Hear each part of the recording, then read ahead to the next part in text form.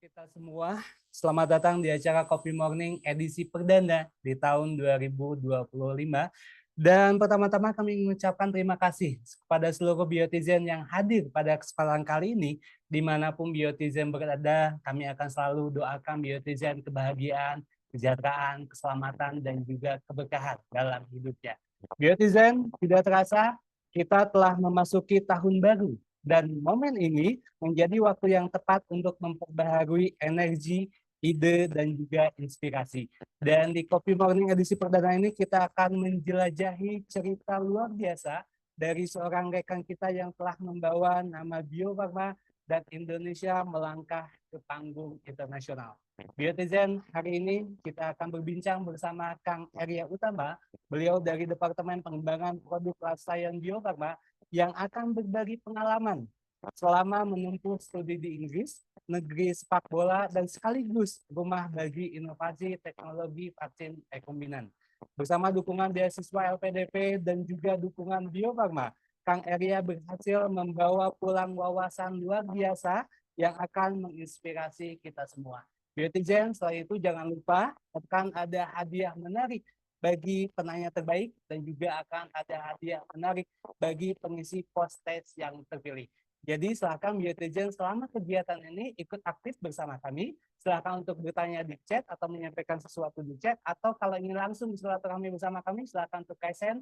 Dan di akhir acara kami akan menyampaikan post-test yang 5 soal, kisi-kisinya 5 soal yang akan disampaikan. Dan silakan Biotizen mengisinya, dan akan bagi Biotizen yang terpilih akan kami berikan apresiasi berupa hadiah. Baik, Biotizen, kita langsung saja kita sapa ke Kang Arya. Kang Arya, Assalamualaikum warahmatullahi wabarakatuh. Waalaikumsalam warahmatullahi wabarakatuh. Selamat datang di Indonesia kembali. Siapa tuh Bang, Pak Atar? Sebetulnya di Bio Farma sudah lama ya, dari Udah, pendidikan formal ya? betul waktu pulang ke Bio Farma itu di bulan September akhir Pak Atar. Langsung efektif masuk lagi ke Bio Farma bekerja seperti biasa gitu Pak. September akhir di tahun 2024 24, kemarin ya, betul. berarti ada beberapa bulan. Iya, betul Pak Atar. Kangen lagi ke sana atau? Wah, kangen dinginnya di sini kangen angetnya Pak. Oke, kangen dinginnya, di sini kangen hangat ya. Benar. Oke. Dan terima kasih atas kehadirannya kembali di Coffee Morning ini, atas kesediaan Kang Arya di tengah kesibukannya tentunya. Akan ada petualangan Kang Arya di negeri sepak bola, karena Inggris itu kan terkenal dengan liga sepak bola yang terbaik di dunia. Oh, mantap. Silakan Kang Arya, mungkin akan ada yang ingin disampaikan karena sudah menyiapkan slide juga ya. Kami silakan. Terima kasih Pak Atar dan tim Corporate Communication yang sudah mengundang saya di acara Coffee Morning perdana di tahun 2025 ya Pak Atar ya. Terima kasih sebelumnya. Rekan-rekan, perkenalkan saya Arya Utama dari Divisi Pengembangan Produk Life Science, dan saya saat ini alhamdulillah diamanahi untuk sharing gitu ya bersama teman-teman di acara Coffee Morning perdana di tahun 2025, dan semoga teman-teman yang lagi berencana untuk lanjut kuliah ataupun ingin tahu apa saja kegiatan saya selama di sana, semoga saya bisa menyampaikannya dengan baik. Ya, izin teman-teman, ini yang sudah saya siapkan presentasinya.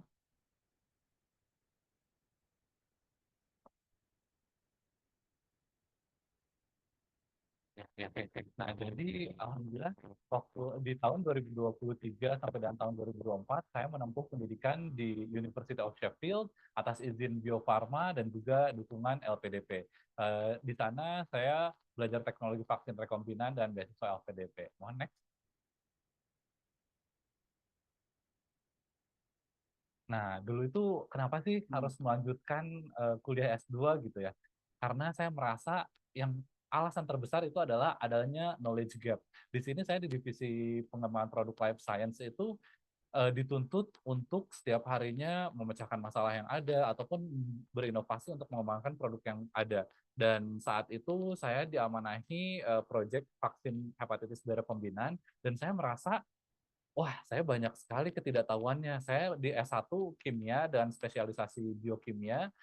Di sini saya mengembangkan produksi vaksin rekombinan. Jadi insya Allah linear dengan S1 saya, tetapi saya tetap merasa ada gap di sela-sela pengembangan produk vaksin rekombinan tersebut. Nah, maka dari itu saya merasa, wah kayaknya saya harus melanjutkan untuk kuliah S2 nih, supaya bisa mensupport pekerjaan saya juga karena saya banyak ada sesuatu hal yang seperti missing dan saya butuh butuh untuk bridging. Kenapa saya nggak ngambil short course atau kuliah-kuliah yang pendek-pendek dan online seperti itu ya teman-teman.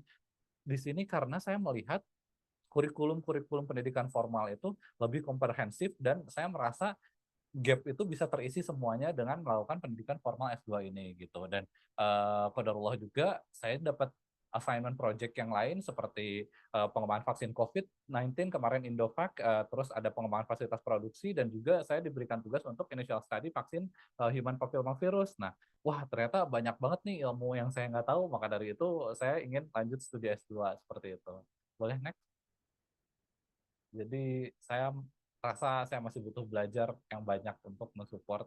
Nah, eh, di sini masuklah saya masa pencarian kampus yang cocok apa ya buat saya dan kurikulumnya seperti apa ya. Dan alhamdulillah saya dapat beberapa letter of acceptance dari beberapa universitas. Yang pertama University of Nottingham itu di jurusan biotechnology. Tapi saya merasa eh, saya merasa masih belum cocok. Lanjut lagi, saya melamar, boleh next. Dan saya mendapatkan letter of acceptance saya yang kedua. Letter of acceptance saya yang kedua itu dari University of Birmingham. Di University Birmingham ini molecular biotechnology ini lebih berbicara ke molekular tapi khusus untuk biotechnology. Saya juga masih ada sesuatu modul yang belum saya serap untuk mengisi gap-gap tadi. Dan yang ketiga, alhamdulillah saya mendapatkan LOA, boleh di next, dari the University of Sheffield. Nah, LOE yang ketiga ini saya merasa kok ini gabungan tadi antara sebelumnya ya yang dua antara biotechnology dan molecular biology. Jadi di University of Sheffield ini benar-benar komprehensif gitu semuanya saya dapat dan alhamdulillah saya insya Allah menentukan ke University of Sheffield gitu. Jadi itu alasan memilih yang ketiga ini ya di University of Sheffield. Betul, betul Pak. Karena ini tuh kayak gabungan dari yang dua sebelumnya dan paling lengkap gitu Pak. Oke. Ada informasi kayaknya suaranya kurang ini, mohon izin Oh, untuk boleh. mic-nya ke atas ini, Siap. agak lebih atas. Nah, seperti itu. Ya, Sip, tes. dites lagi coba. Oke, tes. Gimana? Apakah sudah terdengar jelas? Aman ya? Sip, terima kasih, terima kasih. Oke. Oke, kita lanjut. Tapi itu sebetulnya sesudah mendapatkan LPDP atau sebelum? Sesudah. Ini sebelum Pak Ata. Sebelum mendapatkan LPDP ya? Betul, sebelum Oke. mendapatkan LPDP. Jadi saya benar-benar ingin dulu kampusnya itu firm. Tadi gap-gap yang saya ingin tahu itu bisa terisi semua. Barulah saya akan mendaftar LPDP gitu. Gitu. Nah makanya di sini saya ada kurikulum yang saya ikuti selama di sana, modul-modul perkuliahan yang diambil. Ada beberapa, diantaranya ada laboratori teknik molecular biology, cellular system engineering for biotechnology. Terus, nah di sini saya melihat di University of Sheffield ini tidak mengulang pelajaran saya di S1 dulu. Makanya di sini ada beberapa modul yang judulnya advance. Ada advanced scientific skill, ada advanced research topic, terus di bawahnya juga ada advanced biochemical engineering, ada advanced bioprocess design project, dan lain sebagainya. Nah, melihat detail-detail modul perkuliahan seperti ini, jadi saya semakin yakin, oh ini yang saya butuhkan. Jadi saya tidak akan mengulang lagi dari S1, tapi melanjutkan apa yang saya butuhkan gitu Pak. Dan ini sesuai dengan new project assignment tadi ya? Betul Pak. Jadi di sini benar-benar paket lengkap, mengisi gap dan juga bisa membantu saya di pekerjaan tadi new assignment yang tadi gitu. Dan kalau biasa kami dapat informasi ada rekan-rekan kita yang dia mencari LPDP-nya dulu, dapat LPDP tapi LO-nya ke kampusnya belum. Kang Eria itu justru kampusnya dulu ya Kampus dulu untuk kalau saya, new assignment gap tadi dan juga assignment tadi. Betul. Ini jadi trik untuk biotizen semua. Ada beberapa jalan menuju Roma ya Pak. Ya, kalau saya tuh ya itu saya nggak mau S2 hanya sekedar lanjut kuliah tapi tidak bisa diimplementasikan juga di Bio Farma gitu. Maka dari itu saya benar-benar milih modul perkuliahan yang bisa membantu saya di dunia pekerjaan khususnya di Bio Farma gitu. Siap Kang Eria, lanjut. Ya, mangga lanjutkan.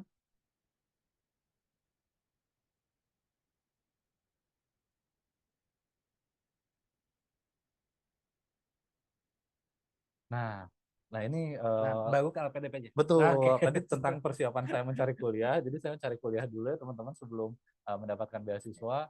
barulah ini beasiswanya. Nah, jadi LPDP ini ada beberapa program sebenarnya. Mungkin teman-teman boleh sekalian langsung di-scan aja QR code-nya di situ karena banyak sekali program yang ditawarkan oleh LPDP. Kalau ini namanya skema beasiswa reguler, Pak, betul kayak gitu. Jadi reguler ini semua orang di Indonesia bisa mendaftar.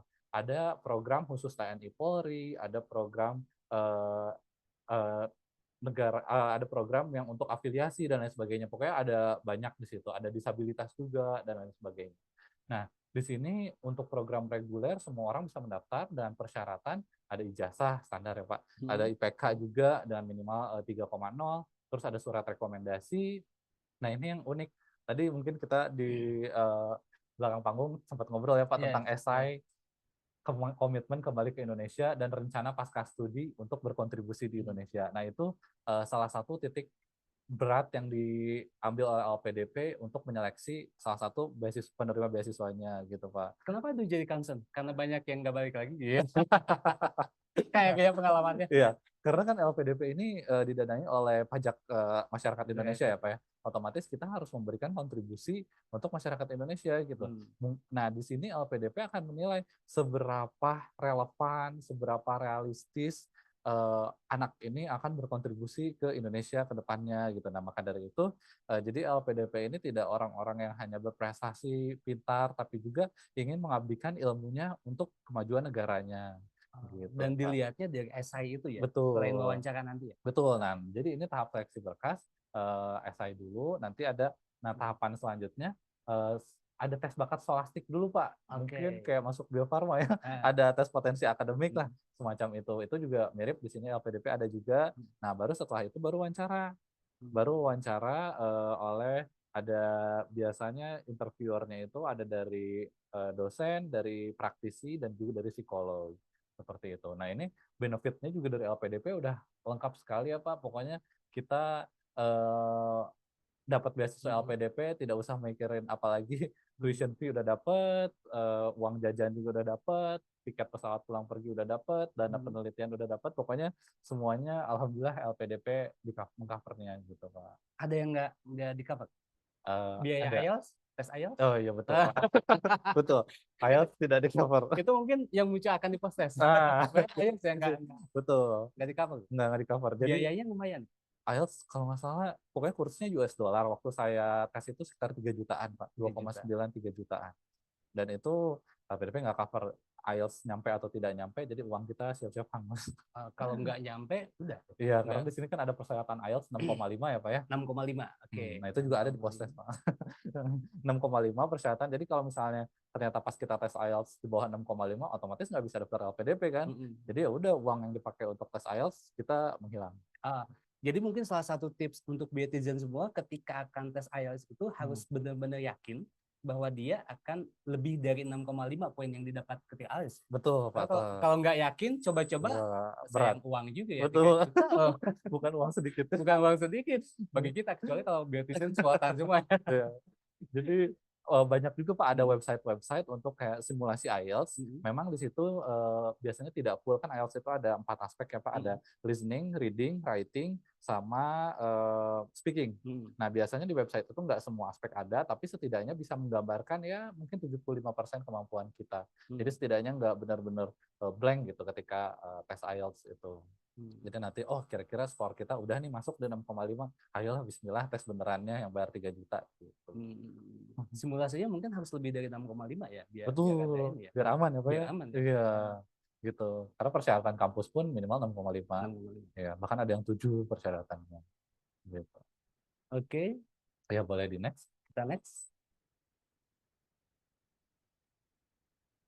Nah, ini Pak, ada juga beasiswa-beasiswa lain selain LPDP yang bisa digunakan untuk studi kuliah ke luar negeri gitu. Nah, mungkin ada Biotizen yang bertanya, LPDP kan bisa ke seluruh dunia ya, hebat banget gitu Pak, bisa mendanai ke seluruh dunia. Tapi kalau misalnya ada mungkin beasiswa alternatif lain nggak untuk ke negara lain gitu. Nah, di sini juga ada yang namanya Chevening. Chevening itu beasiswa untuk khusus ke Inggris karena dikelola oleh pemerintah Inggris. Terus di sini juga ada Swedish Institute for Global Professionals, itu ke Swedia. Nah, ini mungkin Biotizen akan sangat diuntungkan kalau mendaftar ke SISGP ini, karena SISGP ini ada persyaratan minimal bekerja sekian tahun di dunia profesional. Jadi bagi Biotizen kan udah punya pengalaman kerja nih. Jadi ini bisa membantu banget Kak, Pak, daftar ke SISGP ini. Poin-poin lebih ya pengalaman kerja ya? Betul, pengalaman kerja menjadi poin lebih dan bahkan kewajiban Pak. Ah, Harus. Jadi di SISGP ini harus yang sudah bekerja dulu. Nah, terus ada Erasmus. Erasmus itu beasiswa untuk khusus ke Eropa. Nah, kalau Max itu membuka Gakusho itu ke Jepang. Ini Turki Burslari itu ke Turki gitu. jadi kalau kalau ini dibiayai oleh pemerintah di negara ini Betul, betul Pak. dan dia nerima dari negara lain untuk dapat beasiswa dari negara Inggris, Iya, misalkan si Pening Inggris membiayai itu ya. betul. Jadi kita dibiayai oleh pemerintah Inggris untuk sekolah di Inggris. Jadi kita istilahnya tidak memberatkan pemerintah Indonesia, Mm-mm. tapi kerjasama dengan Inggris. Tapi itu sudah koordinasi dengan pemerintah Indonesia bahwa Sudah. warga kita memang ikut. Betul Pak, contohnya di sini ada Chevening. Mm. Chevening itu sangat gencar sekali promosinya dengan British Embassy. Jadi kedutaan besar Inggris di Jakarta juga sudah berkoordinasi gitu ya, Mm. udah sangat kencang lah Mm. menggaungkan tentang beasiswa Chevening ini untuk diikuti oleh orang-orang Indonesia yang ingin kuliah di Inggris. Gitu. Dan kalau kita ingin misalnya beautician ingin ke sana mungkin syarat dan sebagainya mungkin bisa di website atau seperti apa? Betul. Nah, nanti di websitenya udah sangat lengkap. Mm. Di website Chevening itu lengkap banget, tinggal diikuti. Tapi persyaratan garis besarnya kurang lebih sama Pak, seperti Sama LPDP. dengan yang LPDP. Betul, hanya misalnya bedanya esainya kalau LPDP tadi bagaimana kontribusi ke Indonesia, Mm. kalau Chevening mungkin bagaimana memperkuat hubungan kerjasama Indonesia dan Inggris, Ah, gitu. Jadi paling beda-beda tema esai. atau pas chevening yang di Inggris itu mau nggak naturalisasi jadi Inggris kan? Nggak juga. Belum belum Pak. Bahkan Chevening ini kalau saya tidak salah ya, mungkin nanti Biotizen bisa koreksi. Jadi ketika kita udah kuliah di Inggris, pemerintah Inggris pun mewajibkan pulang lagi ke Indonesia. Oh, Jadi kita sebagai ambasadornya Inggris lah. Jadi kalau pemerintah Inggris ada apa-apa di Indonesia, ingin menghubungi siapa, pasti menghubungi mahasiswa yang pernah dibiayai chevening. betul, maksudnya yang pernah dibiayai Chevening. Jadi memperkuat Ah. hubungan kerjasama tadi. Jadi jangan khawatir negara Indonesia juga ya kehilangan Iya, orang-orang terbaiknya. enggak Pak, aman. Udah koordinasi. Yang lain juga mungkin nggak jauh beda seperti itu ya. Nggak jauh beda, kurang lebih Beasiswa sama. yang negara-negara dari lain juga ya. Betul, karena tujuannya memperkuat kerjasama bilateral. Saya jadi penasaran kalau negara Inggris dan Swedia dan sebagainya membiayai warga negara yang lain. Kalau Indonesia enggak nggak? Kang Arya tahu ada? Sejauh ini kayaknya belum ada ya Pak. Saya Iya. belum tahu sih kayaknya, Iya. tapi belum ada. Jadi penasaran. Iya, betul betul. Penasaran Mungkin juga. yang lain udah kebanyakan ya udah berlebih, sudah negara maju. Jadi ayo dong uang kita mau di CSR ya, ke bahasa kalau kita CSR ke negara lain yang berkembang, betul. Luar biasa. Saya Biotizen tuh alternatif lain ya. Kalau Biotizen para pemburu LPDP, gitu. Nah, betul. Bisa juga buru beasiswa yang lain. Silakan lanjut Kang Edi. Nah, ini Biotizen pasti para pemburu beasiswa dan kuliah lanjut, entah itu kuliah dalam negeri ataupun luar negeri, pasti sangat kenal yang namanya iceberg phenomenon ya Pak. Jadi ini tuh saya juga sempat mengalami. Jadi mungkin teman-teman di sini melihat saya sekarang, wah Kang Eri udah lulus ya alhamdulillah di University of Sheffield, dapat beasiswa LPDP gitu. Tapi itu tuh hanya kecil di permukaan yang teman-teman lihat gitu. Nah sebenarnya saya juga sama nasibnya kayak teman-teman. Saya pernah gagal beasiswa berkali-kali, lelah, kecewa, sedih, ingin menyerah, kurang tidur, bingung gitu. Apalagi yang harus diperbaiki. Itu pasti Pak ngerasain di dalam lubuk hati kita yang paling dalam tuh. Skor IELTS juga. Mungkin ada teman-teman yang struggling sama skor IELTS nggak meningkat-meningkat. Ada juga yang nggak dapat kampus, nggak diterima-terima sama kampusnya. Ada juga Pak. Terus saya intinya kuncinya teman-teman harus struggle ya, terus berdoa, beribadah. Dan kalau saya sih dulu fokusnya untuk persiapan kuliah di luar negeri ini minimal belajar 3 jam per hari saya Pak. Jadi dulu karena saya udah berkeluarga dan udah punya anak ya Pak ya, jadi dulu pulang kerja bersama keluarga dulu, tidur dulu jam 9 atau jam 10, nanti jam 12 malam saya bangun lagi, sampai jam 3 pagi saya belajar. Entah itu belajar untuk persiapan ke kampus, entah itu sholat tahajud, entah itu belajar buat IELTS. Pokoknya saya selalu belajar dari jam 12 malam sampai jam 3 subuh itu tiap hari. Sebelum saya diterima beasiswa dan kampus. Berarti memang keinginannya kuat sekali gitu ya. Iya, betul Pak. Tekadnya tuh bulat. Iya, karena begitulah saya butuh banget nih buat saya sendiri, buat perusahaan juga, karena saya nggak ngerti gitu ini teh masalahnya apa, knowledge yang tadi saya baca-baca literatur atau saya belajar mandiri nggak terstruktur jadinya Pak. Jadi makanya saya keinginannya kuat sekali gitu, ingin lanjut S2 ini, nggak apa-apa kurang tidur, mengorbankan hanya 3 jam sehari jam tidur gitu, tapi saya bisa alhamdulillah dapat semuanya gitu. Ini kalau boleh bertanya, emang boleh juga benar. Berapa kali gagal? LPDP saya 3 kali. 3 kali. Tiga Beasiswa yang kali. lain di negara lain? Betul. Jadi 3 kali itu baru gagal LPDP. Saya pernah gagal AAS, Australia Award Scholarship. Oke. Terus Chevening juga saya pernah gagal 1 kali. Terus SISGP saya pernah gagal 1 kali juga. Jadi ada 6. banyak. Ya 6. Kalau sebutin 6, Betul mungkin kan? ada yang Mungkin yang lainnya ya saya juga kayak sampai saya nggak Iya, ingat Pak. Kalau nggak salah karena saya nyiapin berkas ada Fulbright Amerika, saya nyiapin berkas juga dan Max juga saya pernah nyoba juga, cuman kalau Max kalau nggak salah ya saya harus ada kemampuan bahasa Jepang juga. Nah saya di situ agak kesulitan jadi belum juga. Jadi jangan takut teman-teman, saya bukan one shot beasiswa langsung berhasil. Iya, betul. Iya. Jadi bukan yang terlihat S-nya masuk ke University of Sheffield dapat LPDP, tapi di bawahnya itu Nah, perjuangan Kang Arya betul. dan tentu saja dengan keluarga ya, karena kan Betul sangat Pak. mendukung, itu luar Betul. biasa. Dari perjuangan yang disampaikan ini, yang faktor yang paling besar itu yang sebelah mana? Skor IELTS atau yang mana? Yang Menurut Kang Arya yang dirasakan. yang paling susah gitu ya Pak. Iya, yang paling tahapan Yang paling perlu susah perjuangan tinggi ya. betul jujur IELTS Pak. IELTS. Saya nyiapin ini dari tahun 2020 Pak, 2020 dan saya baru berangkat tahun 2023. 3 tahun saya struggling untuk IELTS, untuk kampus, untuk beasiswa. Saya struggling IELTS ya mungkin 6 bulan 1 tahun lah. Saya berangkat dari skor IELTS 6, sekarang skor IELTS saya ada di 7, alhamdulillah ada 7. Nah, beasiswa pun yang bikin saya paling struggling dan saya paling hampir down kayak udah deh kayaknya saya nggak layak emang kuliah buat dapat beasiswa gitu ya. Walaupun kampus sudah dapat kan, tadinya saya udah diterima di 3 kampus tapi beasiswa saya belum dapat juga. Saya sampai udah kayaknya menyerah aja gitu. Tapi ya dukungan dari keluarga, dari istri itu sok disupport semuanya. Alhamdulillah ya Allah izinkan di tahun 2023, 3 tahun setelah saya berusaha saya baru bisa berangkat. 7 melebihi batas minimal 6,5 untuk Betul. ke luar negeri itu pendidikan. Betul. Karena untuk mencari kerja itu beda ya. Ah. Kita yang ininya ya di bawah 5,5 tergantung dari negara. Itu luar biasa. Mungkin dari Biotizen yang menyimak ini dan ingin memang para pejuang beasiswa luar negeri gitu ya, bisa nanti ditanya-tanya di kolom komentar. Ya silakan ditanyakan mungkin trik and tips. Saya belum kaji lebih detail nih. Tips and tricks yang meningkatkan IELTS dan sebagainya ya. Tapi silakan kalau Biotizen jangan saya aja yang terus bertanya, Biotizen juga bisa langsung ke. Kita langsung ke seperti lanjutnya. Nah, ini official become the University of Sheffield student in 2023. Jadi alhamdulillah gitu atas dukungan keluarga. Jadi saya juga bawa istri dan anak juga ke sana. Jadi kita merasakan iklim Sheffield bersama-sama gitu Pak. Dan karena mereka juga adalah support system saya, jadi wajib harus dibawa Pak. Ya, jadi alhamdulillah satu keluarga kita support saya untuk kuliah S2 di sana. Anaknya usia berapa? Waktu berangkat ke sana 2 tahun Pak. 2 tahun. 2 tahun dengan dalam artian perlu perhatian yang sangat khusus. Betul.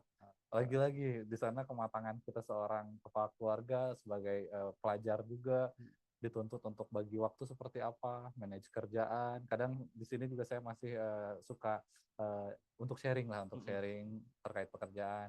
Nah, terus keluarga juga di rumah harus tetap diperhatikan. Saya sebagai pelajar juga harus selesai. Saya nggak mau selesai hanya selesai, tapi saya ingin mempersembahkan yang terbaik versi saya gitu selama saya kuliah S2 itu. Dan memang kalau LPDP apalagi kalau peningkatan dengan Bio Farma ada syarat minimum untuk selesainya kan? Betul, betul Pak. Ya? Selain peningkatan dari waktu harus selesai berapa lama, tapi juga ada minimum IPK. Minimum IPK dulu itu. Nah mungkin nanti teman-teman yang sudah keterima beasiswa, sudah keterima kampusnya, mungkin langsung diskusi sama tim HC, mungkin ada update regulasi lagi, siapa tahu IPK-nya jadi berapa sekarang minimalnya. Kalau minimal dari LPDP sendiri, seperti apa? LPDP sendiri tidak ada minimal IPK untuk lulus sebetulnya Pak, cuman kalau misalnya teman-teman punya niat untuk lanjut kuliah S3, itu tuh S3 dari LPDP minimal 3,25 IPK S2-nya. Kalau di kampus luar negeri itu dia IPK atau beda? Beda-beda Pak. Istilahnya ya? Beda. Kalau di UK namanya GPA, GPA, tapi itu bisa di-convert ke IPK. Gitu. Jadi nanti setelah convert, apakah IPK-nya lebih dari 3,25 atau tidak? gitu.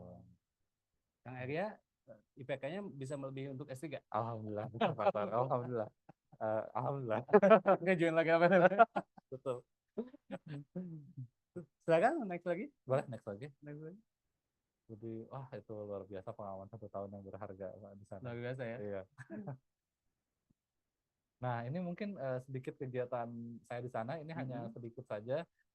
Itu yang pojok kiri atas itu ketika jadi di sana ospeknya beda nih Pak sama di Indonesia. Unik. Jadi ketika kita baru datang ke kampus UK, ospeknya itu orientation itu kita malah sangat akrab dengan senior, dengan teman-teman. Kita ada coffee break bareng, makan di situ, bersosialisasi gitu. Nggak ada ospek seperti Indonesia yang senioritas atau gimana. Nggak ada. Jadi di sana itu kita sedang bersosialisasi. Nah, pojok kiri bawah juga itu kegiatan saya.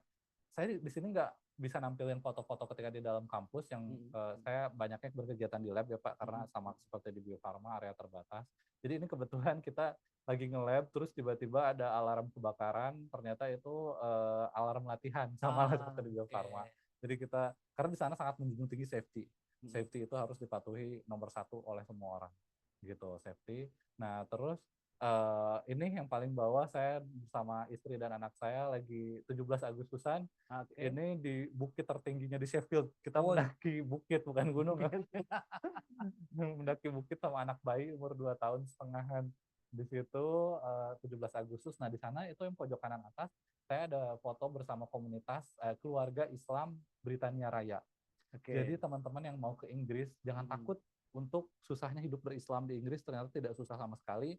Karena di sana ada komunitas keluarga Islam Britania Raya itu, mereka banyak info makanan halal, masjid di mana, bahkan rutin ada pengajian, dan itu kayak di bawah pojok kanan bawah itu makan-makan. Jadi potluck.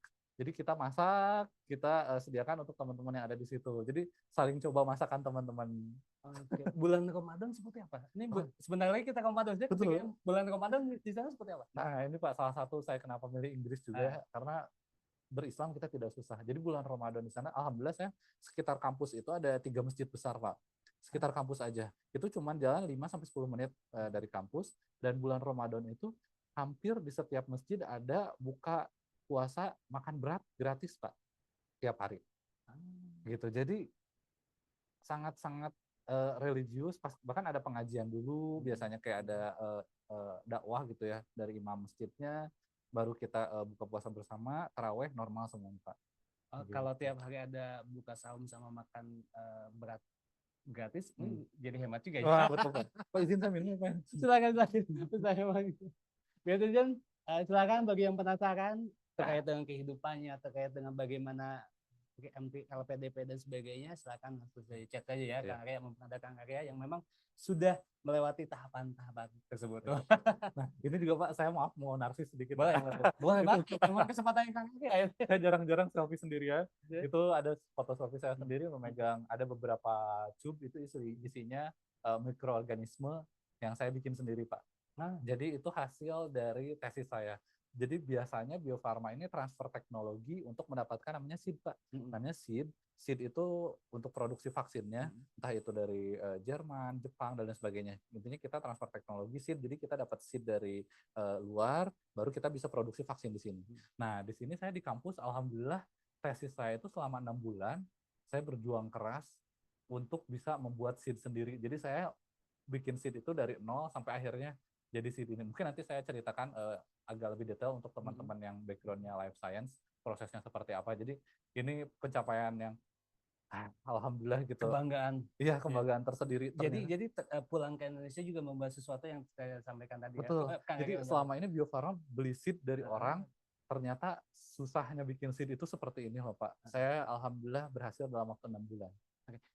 Kalau laboratoriumnya berarti di University Sheffield itu memang lengkap Pak, alhamdulillah lengkap ya. Dan alat juga kita individual. Jadi kita tidak apa ya, kan kalau di Indonesia saya dulu harus ngantri gitu, booking dari Hamin sebulan untuk pakai alat tertentu. Ini enggak, jadi saya punya semuanya sendiri, jadi saya jalankan proyek sendiri, waktu saya atur sendiri, bahan-bahan saya atur sendiri. Itu di universitasnya, enggak ke perusahaan lain? Enggak, jadi full bahkan di lab saya. Jadi alat tersebut di kampus saya bisa mungkin ada puluhan alatnya. Jadi di lab saya sendiri aja saya bisa melakukan itu sendiri gitu Pak. Mahasiswanya berapa banyak? Untuk di kelas saya Yang jurusan terkait dengan mm, vaksin rekombinan. jadi saya jurusannya molekular biologi kan Molekular Pak. biologi. Itu tuh ada sekitar 80-an satu Oh, kelas. 80-an. Ya, jadi satu lab 80-an dan mereka punya alat masing-masing. Wow. Jadi waktunya banyak, ya, Iya, eksplorasinya banyak, betul. dicoba penelitian banyak dan sebagainya Iya. sehingga bisa. Gagal berhasil. Wah, terus saya coba. Alhamdulillah. Dan alhamdulillah Kang Eria oleh-oleh itu sudah dibikin BPT-nya ya. Iya, betul. Seperti Sudah, apa Kang Eria? betul. Mangga, next.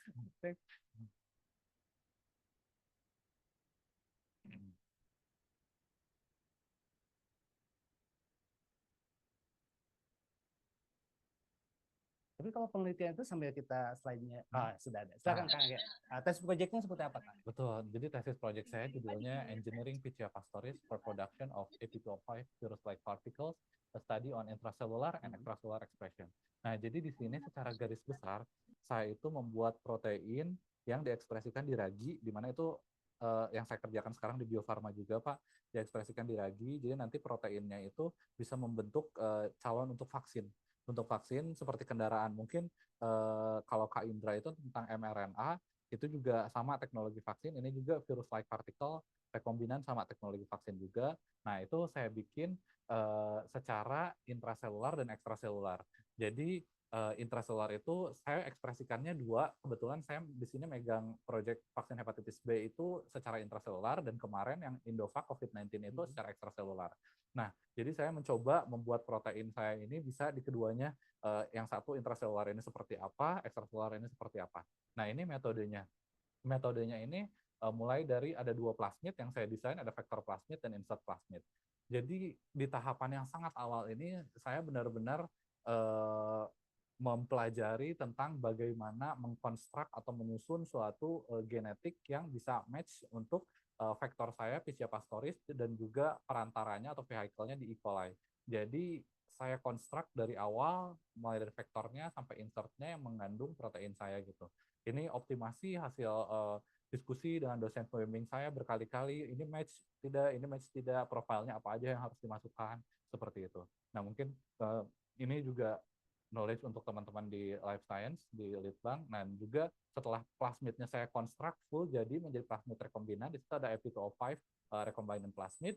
Saya transformasikan dulu ke E. coli, melakukan metode heat shock dengan selektif medium juga. Terus setelah di E. coli memiliki banyak plasmid, barulah transform ke Pichia pastoris seperti itu. Nah, Pichia ini sebelum kita gunakan untuk produksi protein, saya harus mengkonfirmasi dulu apakah genetik saya sudah, genom saya sudah masuk, sudah terintegrasi ke PCR-nya atau belum, menggunakan metode PCR dan restriksi lainnya. Baru setelah saya yakin bahwa protein saya genetiknya sudah ada di PCR, barulah diekspresikan proteinnya dan melakukan serangkaian uji-uji, mulai dari uji protein monomer, dimer, dan selanjutnya. Gitu. Boleh next? Jadi kurang lebih ini metode yang saya lakukan untuk membuat protein, dan ini adalah seluruh tahapan untuk membuat seed tadi gitu yang saya lakukan selama full 6 bulan.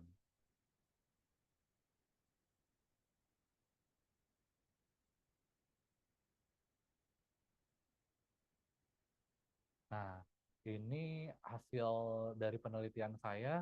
Yang pertama, saya memastikan dulu konstruk DNA itu saya benar dengan melalui metode restriksi, dan juga saya lakukan sequencing.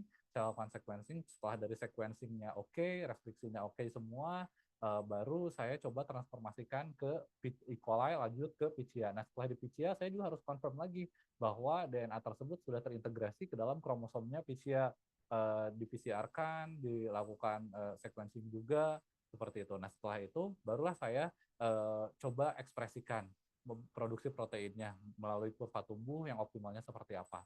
Nah, di sini teman-teman bisa lihat di pojok kanan atas, itu produksi protein AP205 secara intraselular. Saya menggunakan SDS page dan juga Western blot untuk melihatnya, dan ternyata di sana terbukti ada, oh ya, ini belum melalui purifikasi, dan ini sudah ada protein yang dikenali sebagai protein yang saya buat tadi. Jadi positif secara intraselular, alhamdulillah saya berhasil, dan lanjut saya ke konstruk gen yang selanjutnya untuk mengkonstruk yang ekstraselular, kurang lebih caranya sama. Hanya saja ada sinyal protein yang saya gunakan di sini, alpha peptide, dan ini alhamdulillah dari Western blot yang bisa teman-teman lihat di sini mulai dari jam tertentu itu sudah mulai disekresikan proteinnya ke media, dan seiring berjalannya waktu bandnya itu lumayan cukup menebal, dan ada optimumnya itu di jam sekitar ke 40 sampai 50 jam.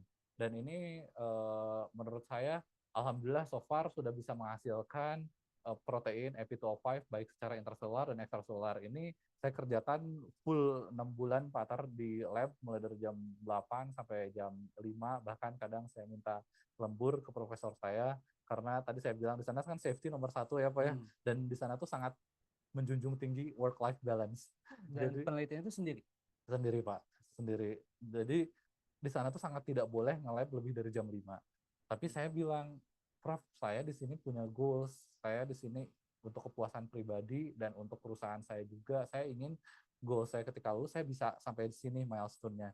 Beliau bilang, kamu yakin? Profesor saya ada 2 project yang mengerjakan hal serupa tidak pernah nyampe sini dalam waktu 6 bulan. Rata-rata itu hanya baru 50%. Makanya profesor saya ragu, tapi saya berusaha meyakinkan terus beliau, dan saya bilang background saya di Bio Farma, saya udah 7 tahun di Bio Farma, ini pekerjaan saya sehari-hari, coba percayakan saya, dan saya izin mau lembur. Saya izin lembur, jadi makanya saya sering malam masih di lab dan lain sebagainya, dan alhamdulillah pas di akhir, boleh di next teman-teman.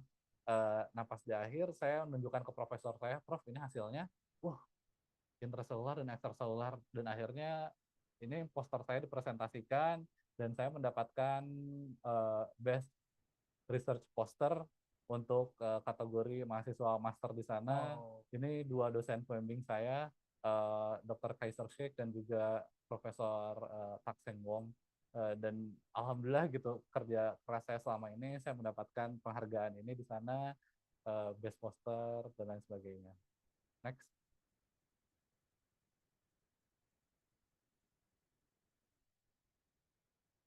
Nah, jadi selain saya itu menghasilkan tadi seed yang bisa saya produksi dan knowledge saya kapah apa menyeluruh tentang seed itu, saya nggak mau pulang ke Bio Farma hanya seperti itu gitu.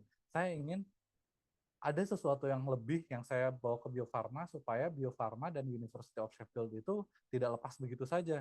Jadi saya datang ini bukan sebagai individu area, tapi saya juga berangkat ke sini atas dukungan Bio Farma. Maka dari itu apa yang saya bisa bawa ke Bio Farma? Nah, di sini saya mengintegrasikan Bio Farma, bisa dilihat nanti bisa berkunjung juga ke websitenya, ada UK Southeast Asia Vaccine Hub. Jadi itu tuh adalah vaksin hub yang ada di UK. Di sini ada university-nya, ada University of Kent, terus ada yang di Thailand juga, Chulalongkorn University, ada kampus saya, University of Sheffield, ada University of Cambridge, dan ada University of York juga. Nah, di dalamnya itu vaksin hub-nya terdiri dari beberapa universitas dan beberapa perusahaan vaksin di Asia Tenggara, Pak. Nah, di sini Bio Farma, alhamdulillah sudah termasuk juga ke vaksin hub ini. Jadi alhamdulillah saya bisa mengkoneksikan antara kampus dan kantor, dan alhamdulillah sampai saat ini setahu saya masih ada proyek yang bekerja sama antara kampus saya dan juga Bio Farma. Mungkin sekarang kerjasamanya dengan tim Litbang. Mungkin lebih jauhnya semoga bisa lebih besar lagi kerjasamanya. Gitu, Pak. Dan kalau ada apa-apa kesana sudah emosional Kang Area kesana itu udah ada itu ya. Alhamdulillah. Profesor saya itu sangat baik sekali, dan beliau melihat hasil pekerjaan saya seperti itu, beliau sangat welcome. Jadi ayo kita collab lagi dong ke depannya gitu. Dan itu betul, selain membawa nama Bio Farma, Indonesia juga, dan akan melihat oh orang Indonesia tuh ini ya gigi-gigi. Saya satu-satunya orang Indonesia di kelas, Pak. Jadi di kelas saya walaupun satu-satunya orang Indonesia, sisanya orang UK, India, Cina, dan dari berbagai negara, tidak bisa diremehkan gitu ya Pak. Walaupun cuma satu orang Indonesia, alhamdulillah saya mendapat best poster dan lain sebagainya. Wow, boleh dong Biotizen semuanya berikan apresiasi untuk Kang Area, dan tentu saja kita semua selaku Bio Farma, keluarga besar Bio Farma ya. Reaction tepuk tangan untuk kita semua. Silakan Biotizen yang ingin bertanya dan sebagainya, jangan sungkan untuk menchat atau langsung ingin komunikasi dengan Kang Area. Kalau dengan saya enggak, Kang Area langsung silakan untuk KSN. Ada lagi yang disampaikan Kang Area dari PPT? Udah sih Pak, cukup. Cukup ya. Sekian. Terima kasih atas perhatiannya Biotizen. Wah, luar biasa. Boleh apresiasi untuk kita semua Biotizen. Oh, Biotizen semuanya, oh udah banyak ya. Saya perhatian saking memperhatikan Kang Arya, chat-chat juga saya perhatikan. Baik Biotizen semua, alhamdulillah kita tadi menyimak bagaimana Kang Arya, petualangan Kang Arya di negeri sepak bola. Tentu saja di negeri sepak bola karena dia ternyata nggak suka sepak bola. Padahal kalau saya ininya sepak bola ya, Inggris itu. Ternyata beliau belajar teknologi vaksin rekombinan ke Inggris bersama beasiswa LPDP, tentu saja bersama dari dukungan penuh dari PT Bio Farma, sehingga beliau balik lagi ke Bio Farma. Dan tadi kita sudah sangat menyimak beliau betul-betul ingin memberikan yang terbaik untuk keluarganya Bio Farma dan juga Indonesia dan juga kampusnya juga ya. Kita ada yang raise hand, tapi kita akan satu aja kita bacakan dari Kang Jauhar Khalid. Mungkin ke Kang Eri ya. Apa saja faktor utama yang menjadi pertimbangan LPDP dalam proses seleksi selain prestasi akademik? Apakah pengalaman organisasi atau kontribusi sosial juga memiliki bobot besar dalam penilaian dan tips atau strategi khusus untuk beasiswa LPDP di bagian pembuatan esai dan wawancara? Esai wawancara memang sesuatu hal yang tanda kutip yang oleh banyak pelamar beasiswa LPDP. Terima kasih Kang Jauhar Khalid ya, silakan Kang Eri ya. Ya, jadi betul LPDP itu tidak hanya melihat prestasi akademik, tetapi juga melihat tadi dari esai kontribusi ke Indonesia itu akan seperti apa. Nah, ketika mungkin teman-teman yang udah mencoba melamar LPDP kan suka ada komunitasnya, entah itu grup Telegram lah, entah itu grup-grup kecil dan lainnya. Banyak orang yang diskusi di sana, baik yang udah keterima LPDP ataupun yang masih sedang berusaha. Nah, di situ tuh orang ya banyak yang berpendapat tadi harus linear antara jurusan kuliah yang kita ambil, rencana kontribusi kita di Indonesia seperti apa dan serealistis apa kontribusinya gitu Pak. Nah jadi teman-teman kalau yang bikin esai LPDP sejauh ini yang saya lihat itu seperti itu. Jadi jurusan kuliah S1-nya seperti apa, di S2-nya mengambil apa, kontribusinya seperti apa, dan realistis tidak. Dalam artian realistis di sini teman-teman harus mencantumkan milestone kontribusi teman-teman itu ke Indonesia seperti apa gitu, harus bisa ada tolak ukurnya. Misalnya kalau teman-teman di life science, misalnya ketika saya pulang ke Indonesia, saya bisa mengetahui ilmu tadi pembuatan seed misalnya dan lain sebagainya. Intinya ada tolak ukurnya untuk ke Indonesianya. Seperti itu. Itu mungkin tips and trick LPDP. Siap, Kang Jauhar Khalid. Selanjutnya kita langsung ke yang pertanyaan. Oke, sebelum ke yang bertanya kita apresiasi kepada yang raise hand. Oke, raise hand. BF Pak Nurdin Wijaya ya, ini kayaknya Pak Doni. Ya. Assalamualaikum Pak Nurdin Wijaya. Ya, Waalaikumsalam warahmatullahi wabarakatuh. Jin. Pak Nurdin Wijaya, Assalamualaikum. Udah dengar? Terdengar. Pak Nurdin Wijaya akan mengikuti beasiswa ke luar negeri? Bukan. Udah tua saya. Silakan apresiasi bagi Pak Nurdin, silakan untuk bisa menyampaikan sesuatu kepada kami. Baik, Assalamualaikum warahmatullahi wabarakatuh. Waalaikumsalam. Pak Eria, selamat. Berarti ini penerus atas Bio Farma untuk bisa mengembangkan produk di masa kini dan masa depan. Atas itu, ya tentu kalau yang teori tadi saya tidak begitu paham. Intinya bahwa itu sudah lulus dan tesisnya sangat tadi disampaikan sangat ya kalau menurut saya sih sangat visioner gitu lah. Atas itu tentu saya ingin tahu walaupun ini dibiayai oleh PDP tapi Bio Farma juga kan mengizinkan itu tidak tanpa pertimbangan, pasti ada kajian atas risiko ditinggalkannya oleh generasi atau karyawannya yang ke luar negeri. Bagaimana implementasinya atas itu supaya Bio Farma punya produk baru dengan ilmu yang visioner tadi, punya timeline sehingga di periode tertentu atau di term tertentu Bio Farma punya produk in-house yang bisa menjadi penopang atas pendapatan Bio Farma yang saat ini mungkin sudah pada tahu bahwa bebannya sudah banyak tapi tidak harus khawatir tentu dengan teknologi yang brilian tadi, yang visioner tadi menjadi harapan dari Bio Farma. Makasih Pak Eri, mohon tanggapannya. Makasih. Siap, terima kasih Pak Nurdin. Apresiasi untuk Pak Arya, Kang Arya, khusus spesial dari Pak Nurdin. Iya. Belakangnya itu logonya ini ya Garuda. Garuda di dadaku. Ya. Terima kasih Pak. Silakan Kang Arya. Ya, atur nuhun Pak Nurdin atas pertanyaannya. Mohon izin.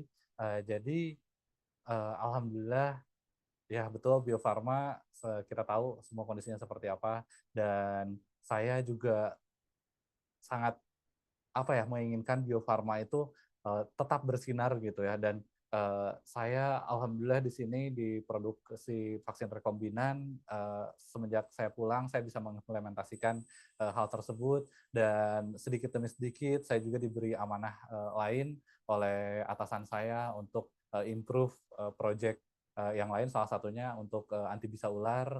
Nah, saya berharap ilmu saya yang saya dapatkan saya bisa mengimplementasi, dan juga saya juga besar harapan saya kepada manajemen Bio Farma untuk bisa mengelola orang-orang yang memiliki potensi besar di Bio Farma. Sangat banyak kok orang yang memiliki potensi besar di Bio Farma. Jangan sampai kita harus belajar ke India, Pak. Kita harus belajar ke India. India itu banyak orang hebat di luar negaranya, tapi di negaranya kita bisa lihat sendiri seperti apa. Itu yang dinamakan fenomena brain drain.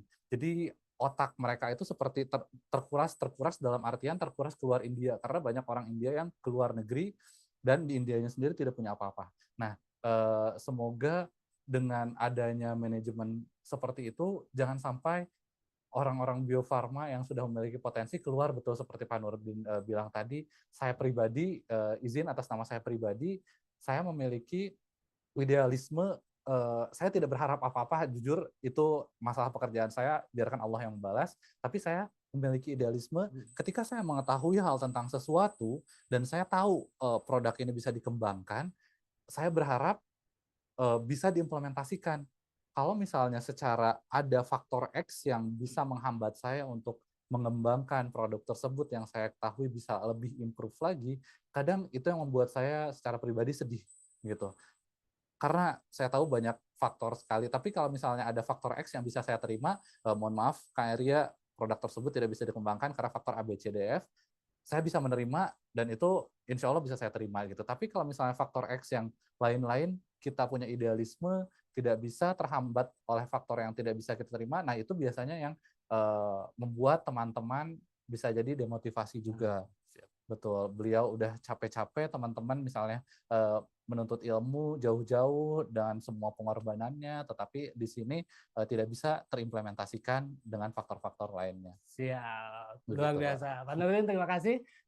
Kang Arya, dan selain juga beasiswa yang didapatkan Kang Arya itu dari LPDP, selaku karyawan Bio Farma, di Bio Farma juga ada yang namanya beasiswa pihak ketiga ya. Dari Kang Arya itu pengikatan dengan Bio Farma, betul, dari beasiswa pembiayaan pihak ketiga yaitu LPDP dan Bio Farma 100% mendukung kegiatan Kang Arya dan sebagainya ya. Oh ya betul. Nah, untuk itu kita akan alhamdulillah nih telah bergabung bersama kami dari Human Capital Bio Farma.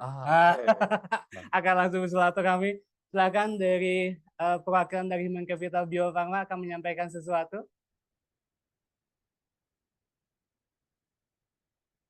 Akan disampaikan oleh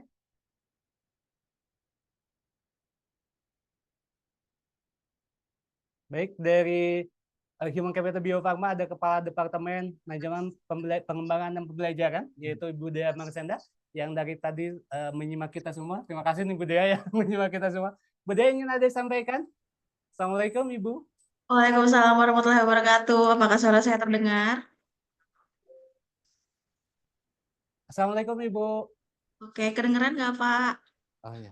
Ya, kedengaran Bu. Di kami sudah terdengar Bu. Oke. Pertama-tama video. Oke, sip.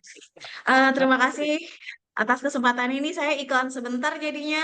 Tadi menyimak Ria dari awal, sangat bersemangat dan semoga semangatnya menular kepada para biotizen yang nonton di sini. Kemudian tadi ada beberapa pertanyaan juga ya yang melibatkan tentang human capital nih. Nah, rasanya saya jadi ingin sedikit ngasih iklan bahwa sebenarnya terkait manajemen tentunya kita pengen banget banyak talent-talent yang aktif dalam mencari beasiswa, khususnya untuk meningkatkan knowledge dan juga capability yang berkaitan dengan pengembangan produk, sehingga mendukung percepatan produk di Bio Farma. Meski demikian, ada juga aspek-aspek di mana kita memang harus menentukan mapping karyawan ya, dan juga bagaimana formasi sebuah departemen atau unit ketika nanti ditinggalkan oleh teman-teman yang belajar, bagaimana mereka bisa saling support ketika ada teman yang belajar, namun harmonis di unitnya itu tetap terjaga. Nah, kalau dari saya pribadi sih di sini sangat-sangat encourage teman-teman jika memang ingin pursuing beasiswanya. Tadi ada tips-tips dari Eria mungkin sudah bisa dipraktekkan, dan yang paling penting adalah kita membutuhkan dari sisi human capital adalah keterbukaan. Dalam artian biasanya nih Pak, case-nya adalah teman-teman itu pada muncul ke human capital ketika sudah diterima gitu. Dan mereka mempertanyakan saya gimana ya, harus izin dan lain-lain dan sebagainya. Itu sangat dipahami ya, mungkin ada sebuah bentuk segan atau mungkin belum siap mengabarkan karena khawatirnya udah bilang duluan tapi ternyata nggak lulus dapat beasiswa, itu juga kami memahami. Namun alangkah baiknya jika memang sudah dalam tahap untuk mencari beasiswa bisa disampaikan ke kami sehingga siapa tahu kami bisa support hal-hal yang berhubungan dengan pemenuhan seleksi beasiswa tersebut. Misalnya ketika harus ada seleksi IELTS gitu, kita juga bisa kok provide kayak mini courses, kemudian bagaimana tips and tricks supaya bisa lulus IELTS. Karena di tahun 2025 ini juga sebenarnya kami ada beberapa program yang diharapkan bisa tetap mendukung teman-teman bisa belajar lebih masif lagi, bisa lebih melesat lagi dan menyala lagi untuk bisa mendukung percepatan produk-produk Bio Farma. Jadi harapannya keterbukaan informasi sama needs yang memang diperlukan dari teman-teman bisa disampaikan ke Human Capital. Semoga kita bisa menemukan win-win solution dan juga kolaborasi yang utuh yang tentunya untuk menambah value bagi Bio Farma juga. Dan buat Eria, idealismenya saya heads off. Mudah-mudahan bisa tetap terjaga dan bisa menjadi inspirasi untuk teman-teman semuanya. Kalau ada yang mau tanya-tanya soal pendidikan formal di Bio Farma seperti apa, aplikasi dan juga implementasinya, boleh silakan main-main aja ke Human Capital, hubungi tim dari Learning and Development. Kami insya Allah siap menjawab pertanyaan dari teman-teman semuanya. Terima kasih. Sama-sama, sama-sama Ibu Dea. Rosenda, Kepala Departemen Manajemen Pengembangan dan Pembelajaran. Oh, itu berarti alhamdulillah Pak, sekarang dari pihak manajemen aja sudah ada dukungan. Tadi katanya siapa tahu ada yang mau tes IELTS, beliau mereka bisa membantu untuk ada courses juga. Wah, itu sudah suportif. Sudah luar biasa ya, Iya, alhamdulillah. Ya. betul. Sip, baik, terima kasih dari Human Capital, alhamdulillah sangat-sangat mendukung dan memang Area pun sangat-sangat sepenuhnya didukung juga dari Bio Farma. Betul. Dan sebagai itu Area balik lagi waktu itu istri ikut. Nah, istri juga waktu itu gimana tuh sebelum ke itu? Betul. Jadi, oh ya saya sedikit sharing dulu, mundur dulu ya Pak berarti. Nah, linear dengan Ibu Dea sampaikan. Jadi dulu juga saya sering cerita dengan HC gitu ya, saya akan sekolah lanjut, selain saya cerita ke atasan juga. Tapi memang pada faktanya saya juga gagal beasiswa dan saya HC juga mungkin tahu kurang lebih perjuangan saya gagal, nggak jadi berangkat gitu. Nah, jadi mungkin itu yang disampaikan Bu Dea, jadi cerita saja dulu, jadi diterima beasiswa atau tidak, belum, mungkin tetap bisa update perkembangannya gitu. Nah, istri juga, jadi HC juga sudah mengetahui bahwa kalau saya berangkat, saya bilang saya akan membawa istri gitu. Nah, alhamdulillah saat itu atasan istri juga suportif dan HC-nya juga mensupport, dan istri waktu itu melalui mekanisme cuti di luar tanggungan perusahaan. Betul. Jadi kurang lebih mohon koreksi kalau saya salah. Jadi waktu itu tuh mekanismenya masa kerja istrinya saya di hold dan juga tidak mendapatkan hak dia dari perusahaan, maksudnya ada gaji dan lain sebagainya tidak dapat, tapi masih status sebagai karyawan Bio Farma gitu. Jadi itu dan itu ada di PKB ya. Betul, itu ada di PKB. Kalau saya statusnya cuti belajar. Kalau saya alhamdulillah masih mendapatkan semua haknya gitu. Pengikatan dengan Bio Farma. Iya, ada pengikatan juga. Saya 2N+2. 2N+2 dari Bio Farma seperti itu. Jadi mekanisme saya dan istri berbeda. Jadi Biotizen 2N+2 itu 2 kali masa belajar masa studi, ditambah 2 ya. Betul, berarti 5 tahun. Betul, karena saya 1 tahun, jadi 4 tahun Pak. Iya. Kenapa ditambah semua? Tadi bingung semua. 4 tahun, maaf. Iya. 2 kali 1 tambah 2. Betul, karena di Inggris hanya 1 tahun nih Pak studinya, betul. gitu. Biasanya yang lain 2 tahun. Betul, Australia, kayaknya semua Amerika juga 2 tahun, Inggris 1 tahun, jadinya padat, sangat padat sekali. Iya. Netizen semua yang tadi tiba-tiba saya menanyakan izin istri Kang Eri dan sebagainya karena media sosial dan sebagainya juga sangat ini ya, kita Betul. mengikuti juga, menjadi inspirasi juga. Iya. Ya mungkin netizen yang belum tahu seperti itu ceritanya, Iya. saya nggak usah jelasin lebih banyak. Betul, cuti di luar taman Baik. perusahaan. Terima kasih ke semuanya, Pak Nurdin, Kang Jauhar, terutama tadi dari Human Capital, sangat-sangat apresiasi dari Budia. Kita akan lanjut, Kang Arya, ke Boleh. Biotizen yang lain yang sudah banyak pertanyaan. Ya, alhamdulillah. Izin bertanya dari AI. Nah, namanya belum terlihat, mohon izin boleh ke bawah sedikit aja. Namanya biar tersapa. Izin bertanya Kang Arya, tapi kita lihat namanya siapa. Izin tim ke bawah dikit, scrollingnya. Oke, dari sebelum mungkin ya. Oke, kita langsung bacakan saja. Nanti izin namanya siapa. Dari AI ya, mohon maaf. Ke bawah. Oke, ke bawah sedikit lagi. Stop. Dari Bu Anissa ya. Maksudnya ke bawah kan? Namanya yang belum. Yang Kang Mizwar ke bawah kan? Ke atas maksudnya. Iya, ke atas. Ke atas. Ke atas. Nah, stop. Anissa Irma Suryani. Nah, oke, ke atas lagi. Nah, dari situ. Oke. Dari Teh Anissa Teh. Oke, dari Teh Anissa Irma Suryani. Izin bertanya Kang Arya, untuk persiapan tes LPDP, selain IELTS yang cukup sulit, kira-kira tahap apa yang dirasa sulit? Bisa diceritakan tahap wawancara saat proses seleksi LPDP. Yang kedua, adakah kendala saat membawa keluarga selama masa studi? Bagaimana persiapan? Apakah ada bantuan biaya dari LPDP? Yang ketiga, bagaimana untuk survive di sana selama masa studi dengan perbedaan kultur yang ada di sana dengan Indonesia. 3 pertanyaan dan nanti keluarga ternyata muncul ya. Iya. Membaca ini ya. Alhamdulillah spill tadi udah sampai. Betul. Silakan Kang Arya dari Teh Anissa Irma Suryani, silakan untuk di. Oh ya, ya pertanyaan pertama, persiapan LPDP yang paling sulit itu menurut saya ketika tes bakat skolastik tadi yang saya ceritakan, kan ada pengumpulan berkas dan tes bakat skolastik. Nah, tes bakat skolastik ini saya kira hanya TPA biasa, tes potensi akademik biasa. Jadi saya latihan tes potensi akademik, mengumpulkan dari soal-soal, latihan soal, dan lain sebagainya. Ternyata pas di hari H nih Pak, tes bakat skolastik ini kesulitannya luar biasa. Menurut saya kayak 10 kali lipat lebih sulit dari tes potensi akademik biasa. Dan saya berhusnuzon, saya paham, mungkin LPDP ingin menyaring benar-benar orang-orang yang terbaik saja yang bisa lolos itu gitu. Nah, maka dari itu saya sempat gagal di tes bakat skolastik itu 1 kali karena saya tidak ada persiapan sesulit itu bayangan soalnya gitu. Walaupun saya persiapan dari segi waktu sudah banyak gitu. Nah, strategi berikutnya saya ubah tes bakat skolastik itu sesuai tingkat kesulitan soal yang ada dan alhamdulillah lolos. Dan kesulitan yang kedua ketika wawancara, ini yang ditakuti ini Pak.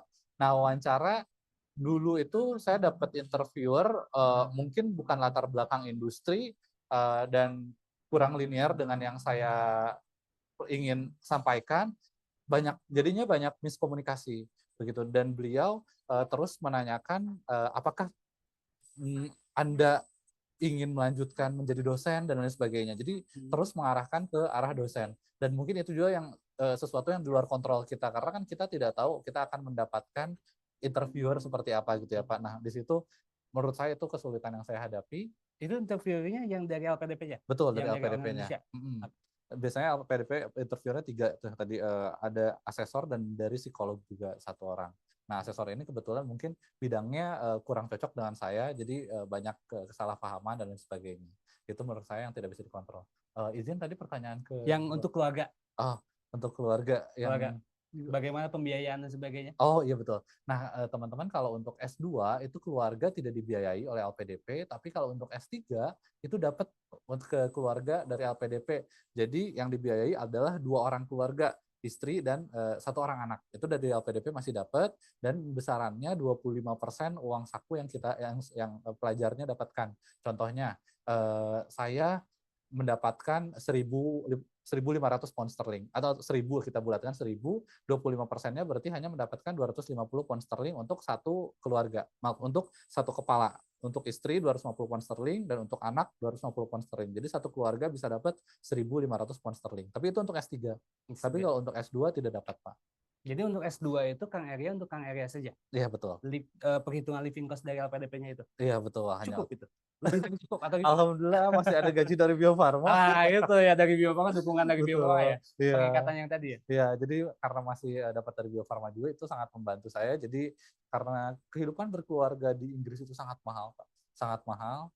Kalau kehidupan berkeluarga, jadi itu nol semuanya habis gitu. Dari LPDP habis, dari Bio Farma habis, begitu. Biaya yang paling tinggi living cost di sana itu apa? Makan, penginapan, atau apa? Betul, Pak. Makan udah pasti mahal ya, kita tahu negara maju pasti makannya mahal. Terus yang kedua, apartemen. Jadi di Inggris itu ada regulasi, ada peraturan yang tidak bisa kita menyewa sembarang apartemen. Misalnya saya bawa istri dan 1 anak, itu tidak bisa. Jadi itu tuh harus yang 2 kamar tidur, harus 2 kamar tidur. Padahal anak saya kan masih 2 tahun ya, tuh masih tidur bareng 1 kamar juga. Jadi 1 kamar itu kosong. Oh, nggak bisa kayak di Indonesia 1 kamar. Oh, nggak bisa. Nah 1 kamar 2 keluarga. betul. Jadi kan anak masih bersama ya 1 kamar, jadi nggak bisa kita beli nyewa apartemen yang 1 kamar tidur. Maka dari itu harus yang 2 kamar tidur dan itu biayanya sangat mahal. Kalau dirupiahkan sebulan sekitar 20 jutaan. 1 bulan 20. Penginapan. Iya, Bawa keluarga ya? bawa keluarga. Kalau single mah 1 kamar cukup gitu kan. Yang harganya bisa jauh lebih murah. Kalau makanan di sana informasinya harganya kalau dirupiahkan mahal banget. Iya, mahal banget. Jadi unik Pak nih. Jadi jajanan atau kantin di kampus itu lebih mahal daripada kampus makanan di luar. Beda kayak di Indonesia kan, kalau di Indonesia misalnya dekat DU, dekat Unpad atau dekat ITB, kan wah ini murah nih dekat kampus. Kalau di sana enggak, dekat kampus malah mahal. Gitu di kampus saya makanan itu bisa nyampe 10-11 pound sterling, berarti 200-250 ribu lah. Pound sterling itu 17.000. Berapa? 20. 20? Kayaknya dulu ngitung saya 17.000 ya? 20. Iya, udah sekitar 20 kalau nggak salah. Nah, intinya sekitar segituan di kampus 10 pound sterlingan, 200 ribu, sedangkan di luar ada yang 5 pound sterling, 6 pound sterling. Jadi cuma 100-120 ribu saya makan udah plus minum itu, dan daging banyak, biasanya makanan Timur Tengah gitu. Itu di luar kampus lebih murah. Jadi saya mendingan jalan 10 menitan dulu keluar kampus buat makan gitu, makan siang, udah. Dan di kampus itu harga segitu tuh cuman sandwich, fish and chips. 200.000. Kayaknya di kita 15.000 deh makan. Iya gitu Pak. Jadi Oke. ya begitu, makan sangat mahal. Terus tadi ada pertanyaan Yang ketiga itu terkait dengan culture-nya beda. Oh Indonesia iya. dengan di sana. Tapi alhamdulillah ya Pak, culture di sana memang ada culture shock. Tapi kalau dari orang-orang UK sendiri, British itu terutama Sheffield, ya mungkin London akan beda cerita karena kota besar. Sheffield ini kota kecil mirip Bandung. Jadi orang-orangnya tuh someah Pak kalau bahasa Sundanya. Someah ya. Ya jadi mereka selalu nyapa, mereka senyum. Bahkan kalau misalnya orang-orang yang udah sepuh gitu ya Pak, kan di sana sepuh masih suka bekerja jadi kasir atau apa. Mereka suka nanya, suka selalu pakai kata love. Jadi kayak sayang gitu kan. Misalnya ditanya, are you alright love? Jadi kamu oke-oke aja sayang gitu, bisa dibantu nggak? Jadi gitu. jangan kegeeran. Iya. Kalau ditanya kamu, hi love. Ya gitu. Iya. Bahkan dosen jangan kegeeran. Gitu. Dosen keibuan kayak gitu. Jadi kata love, atau di jalan kita papasan senyum-senyum gitu. Atau bahkan lagi di taman gitu, ada yang biasa. Jadi kayak di Bandung lah, enjoy life. Dan itu harus tahu ketika kita beda. Ketemu cuman ada. Ya, jadi di sana alhamdulillah ramah. Culture shock itu sih. Paling culture shock yang kedua yang negatif adalah saya belajar bahasa Inggris mungkin dari SD juga, kita belajar bahasa Inggris dari SD.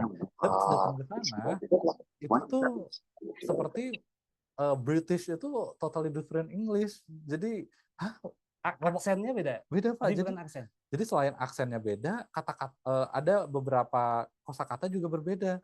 Seperti kasir kan itu di sini kasir atau cashier gitu ya. Di sana till. Jadi TILL. Jadi udah mau dengan logat Britishnya, terus mereka dengan kosakata yang berbeda, kayak saya selama ini belajar bahasa Inggris ngapain sih? Gitu. Jadi gaya Britishnya yang casual ya. Yang kalau kita ya Sunda juga ada yang bahasa kasar gitu.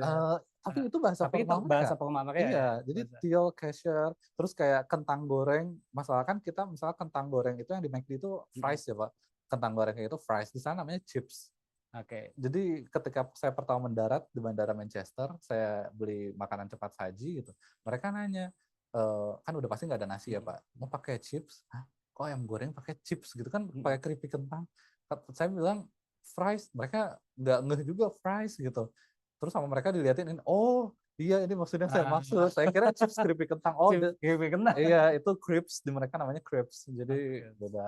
Jadi banyak sesuatu yang beda gitu vocabulary-nya. Siap, kita akan lanjutin lebih banyak lagi kasus, tapi kita akan sapa lagi biotizen yang lain. Teh Anissa semoga menjawab. Kalaupun ada beberapa yang ingin lebih tahu lebih banyak tentang culture-nya, jangan kemana-mana. Teh Anissa ya kita akan jawab. Tapi pertanyaan Teh Anissa tadi 3 saya rasa sudah sangat cukup ya. Kita akan ada biotizen dari Kang Mizwar. Bagi biotizen yang dari SD sampai S1 di Indonesia, hal apa saja yang berbeda dengan cara pembelajaran di Inggris, Kang? By the way, terima kasih sudah sharing di Kopi Morning. Kang Mizwar yang lagi dinas di Jakarta. Oh, Kang Hafiz ini. Terima kasih Kang Hafiz pertanyaannya. SD, SMP di Indonesia pembelajaran bedanya apa ya? Yang tadi kayak berbeda. Ini hal apa saja yang berbeda dengan cara pembelajaran? Oh, cara pembelajaran secara umum ya, bukan pembelajarannya bahasa berbeda. Jadi kalau yang saya juga banyak ya teman-teman yang menyekolahkan anaknya di sana gitu, mulai dari SD, SMP sampai SMA-nya di Inggris. Sejauh ini sama juga di kultur di kuliahnya mungkin itu yang berbeda. Jadi mereka itu menerapkan yang pertama udah pasti open minded, yang kedua si siswa itu dibebaskan untuk mengutarakan pendapat. Jadi mereka itu kenapa sebenarnya dari segi knowledge kita berani tanding sama mereka dari segi knowledge. Tapi mereka itu dari segi menyampaikan pendapat, struktur berpikir, dan ya mengutarakan pendapatnya itu dilatih dari sejak kecil. Jadi biasanya mereka open question. Jadi kayak kita misalnya kalau ujian pilihan ganda, kalau mereka esai. Oh, kalau Betul. esai kan dia pertanyaannya terbuka. Betul, pertanyaan kenapa? Kenapa? Ya, itu analytical thinking mereka di sana menurut saya lebih terasah gitu, dan mereka bisa berpikir struktur sehingga menyampaikannya pun dengan bisa dipahami runut dan oke gitu. Itu sih bedanya kampus.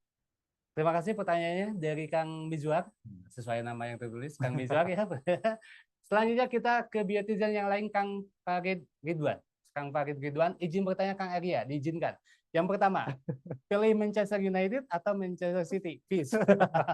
Yang jelas Manchester United dong, menang terus. Kenapa saya yang jawab ya? Yang kedua, kenapa pilih ke Inggris untuk melanjutkan studinya? Dan yang ketiga, terima kasih. Love untuk sharingnya. Thank you, Love. Itu jadi hal yang lumrah di sana, Pak ya. Oke, MU City. Saya dari kecil main PS sama MU, Pak. Nah, sama dong. Ya, dia tahunya MU. City mungkin sekarang jago-jago. Mungkin tahun 2000-an saya main PS1 pakainya MU terus. Nah, terus kenapa pilih Inggris untuk melanjutkan studi? Pertama, saya melihat banyak kampus-kampus dengan ranking tertinggi selain di Amerika ada di Inggris juga. Sebenarnya Amerika menjadi pertimbangan kuat buat saya, tetapi saya dengar dari teman-teman, mungkin mohon koreksi juga kalau saya salah, ini yang saya dapatkan di sana Amerika itu ya oke, pendidikan, tapi keamanan kadang menjadi concern juga karena di sana senjata api legal, Pak. Senjata api legal di sana dan lain hal sebagainya gitu. Nah, Inggris ini menjadi suatu pilihan saya nyaman. Pertama tadi saya nyaman berislam di sana. Saya banyak masjid, makanan halal, itu yang pertama. Terus yang kedua, Inggris itu studinya hanya 1 tahun. Jadi itu tuh menurut saya sangat cukup. Jadi saya juga nggak mau meninggalkan Bio Farma, nggak mau meninggalkan tim saya, pekerjaan direpotkan gitu dengan pekerjaan saya. Ditinggal selama 1 tahun, mereka harus mensupport saya. Jadi saya pengennya nggak usah 2 tahun, tapi setahun juga cukup, asalkan milestone yang sesuatu yang saya butuhkan saya dapatkan, milestone-nya tercapai gitu. Itu sih kenapa alasannya Inggris. Oke. Jadi dari culture-nya, keamanan. Dan Inggris itu lebih apa ya? Lebih gimana gitu, nah, gitu ya. Ya Inggris juga kan ada kerajaan Inggris. Iya, jadi elegan gitu ya. Nah, jadi mereka lebih ada attitude-nya. Mungkin sama kayak di Indonesia kan ada kerajaan Keraton Jogja, kan Jogja tuh masih aduh sopan gitu Pak. Nah, seperti itu. Tadi sudah pernah ke Old Trafford atau ininya City? Udah Pak, Old Trafford. Old Trafford. Nunjuk aja. Keliling-keliling ya. Banyak ya stadion kalau teman-teman yang suka bola, wah Inggris tuh surganya lah. Saya teman yang suka bola aja target pas baru datang, saya mah minimal sekali aja lah ke stadion bola. Faktanya tiap bulan keliling stadion, ke Old Trafford lah, ke Liverpool, kemana-kemana pasti keliling. Nah, itu Setiap dekat-dekat ya klub. informasinya. Dekat-dekat. Informasinya saya belum kesana, ngajak-ngajak. Indonesia mah gede pisan, Pak. Gede banget gitu Indonesia mah. Tapi Inggris mah naik kereta sejam, 2 jam, 4 jam juga nyampe. Tapi di sana rapih ya keamanannya, kalau masuk stadion terlihat di film-film ya. Iya, iya betul. Di pertandingan itu rapi banget ya. Rapi Pak, betul, karena dan masalah penjualan tiket secara online, pembayaran semua terstruktur gitu, dan masuknya juga ya mereka tertib lah ya Pak, tertib lah intinya. Kalau mungkin di Indonesia juga aturan sudah ada, tapi tinggal mau dipatuhi atau tidak gitu. Sama kalau di sana mereka tertib, aturan dipatuhi gitu. Ke stadion nggak boleh bawa apa, ya udah nggak usah dibawa gitu.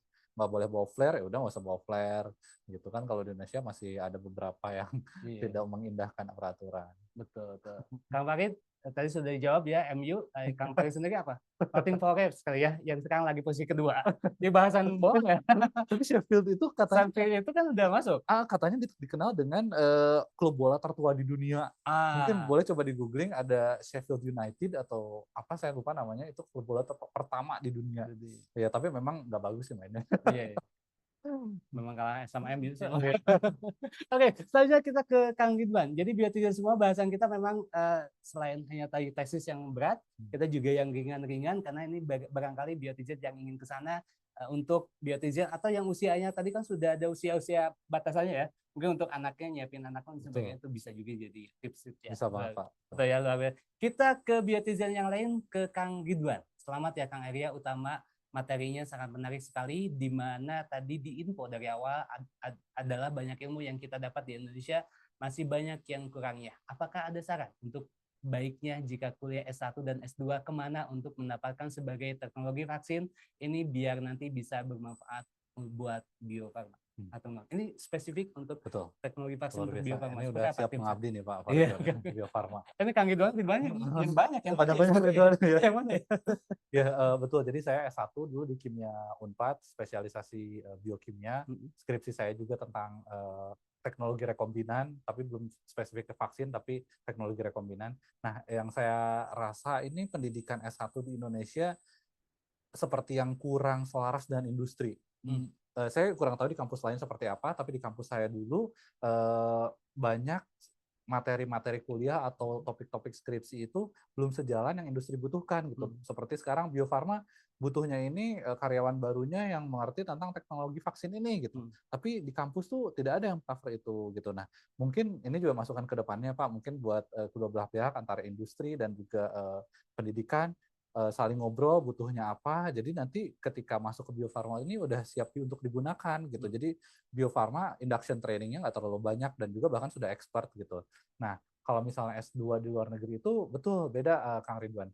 Jadi banyak interaksi industri, bahkan banyak dosen tamu dari industri datang ke kampus. Seperti waktu di Inggris saya dapat ada mata kuliah Biotech and Pharmaceutical Industry, itu tuh saya dapat setiap ada beberapa lah intinya, setiap sesi itu dosennya selalu dari profesional, entah itu dari GSK, entah itu dari Pfizer, entah itu AstraZeneca, Eli Lilly dan lain sebagainya. Jadi semuanya dari dunia profesional. Nah itu bedanya universitas di luar sangat terintegrasi dengan industrinya.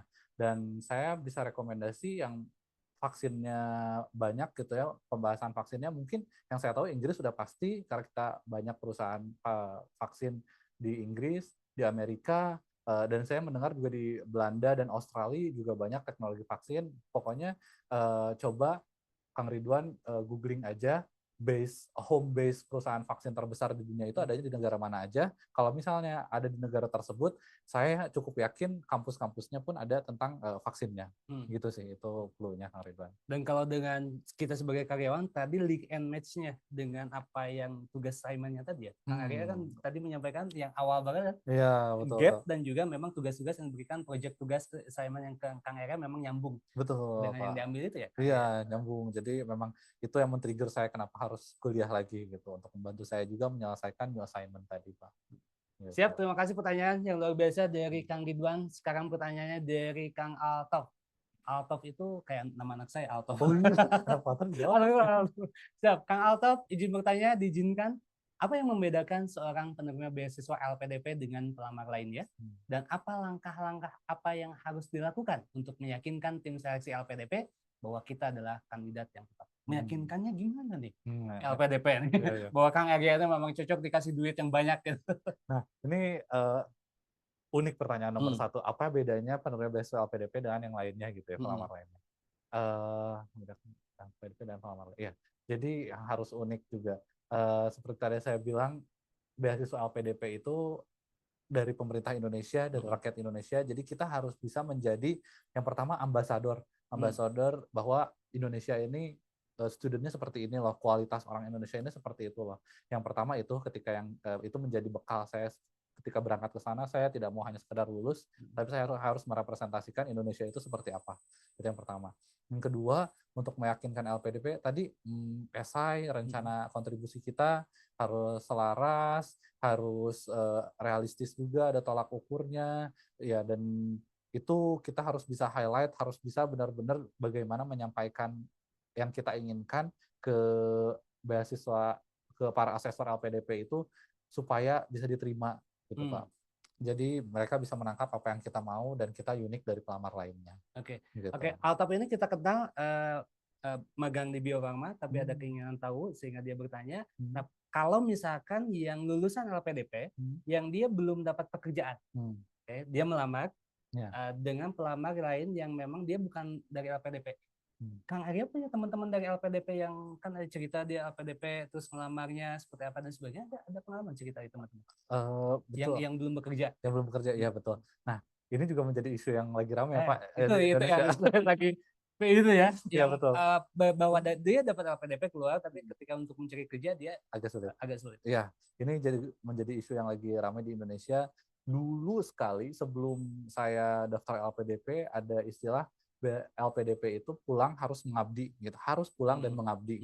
Tapi ketika saya di sana, mulai ada isu pengabdian itu tidak harus selalu dari dalam negeri, katanya. Oh, yang pertama itu mengabdinya itu dia bekerja di Indonesia? Harus. Jadi basis yang dulu-dulu itu kontrak mereka terstate bahwa harus wajib pulang ke Indonesia. Bekerja di Indonesia? Iya, di Indonesia. Bekerja di Indonesia dan pulang di Indonesia gitu. Tapi ketika saya berangkat ke luar, diterima LPDP kan sebelum berangkat kita ada namanya persiapan dulu ya Pak, persiapan keberangkatan dari LPDP. Dan itu disampaikan oleh direktur LPDP-nya bahwa teman-teman kalau sudah lulus, mengabdi itu tidak hanya harus dari Indonesia. Jadi kalau misalnya teman-teman dapat pekerjaan yang relate dengan Indonesia, contohnya misalnya saya dapat pekerjaan di WHO misalnya. WHO kan ada hubungannya dengan Bio Farma dan Indonesia, misalnya di UNICEF atau di mana, itu komunikasikan dulu ke LPDP, nanti LPDP akan melakukan assessment apakah hal tersebut diizinkan atau tidak. Jadi by case. Jadi kalau misalnya ada teman-teman yang keterima kerja di luar negeri, itu bisa dikomunikasikan dengan LPDP, nanti LPDP yang memutuskan boleh atau tidak. Gitu. Dan bahkan nama baik Indonesia juga jadi bagus ya. Betul. Peserta LPDP itu bekerja di perusahaan yang internasional yang membawa nama baik Bio Farma. Betul. Masih warga negara Indonesia. Iya, warga negara Indonesia, betul. Dan itu Pak, keputusan ada statement menteri yang terbaru juga kan bahwa Indonesia memang sedang kekurangan lapangan pekerjaan gitu. Maka dari itu banyak teman-teman saya LPDP yang dulunya belum bekerja atau yang sudah bekerja di swasta kan harus resign dulu ya Pak ya. Ketika lulus langsung di LinkedIn-nya open to work semua. Itu. Jadi teman-teman yang lulusan Indonesia S1 gitu akan bersaing dengan lulusan-lulusan S2 luar negeri juga. Bahkan ada teman saya dari Sheffield juga yang sekarang bekerja di Bio Farma juga. Gitu Pak. Siap. Jadi di LinkedIn-nya itu ditambahin ya. Pernah dapat LPDP.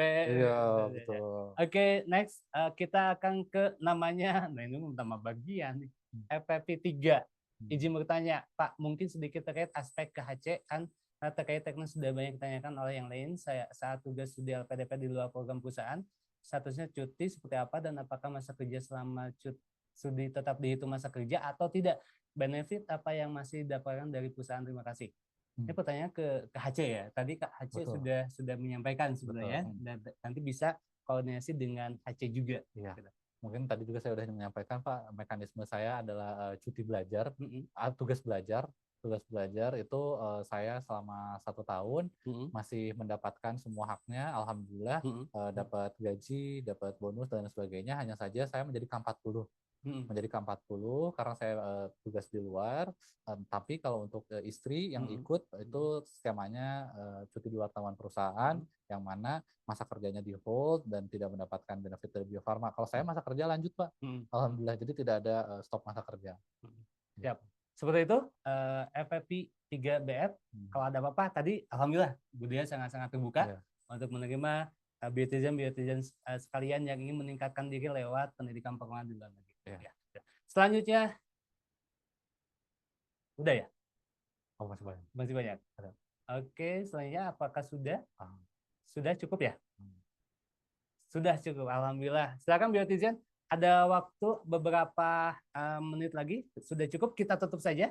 Mungkin karena waktunya hanya tinggal 5 menit lagi. Terima kasih banyak kepada biotizen semuanya. Yang pertama, biotizen jangan khawatir, kami akan memilih 3 penanya terbaik, ya. Kecuali Budaya ya. Budaya izin.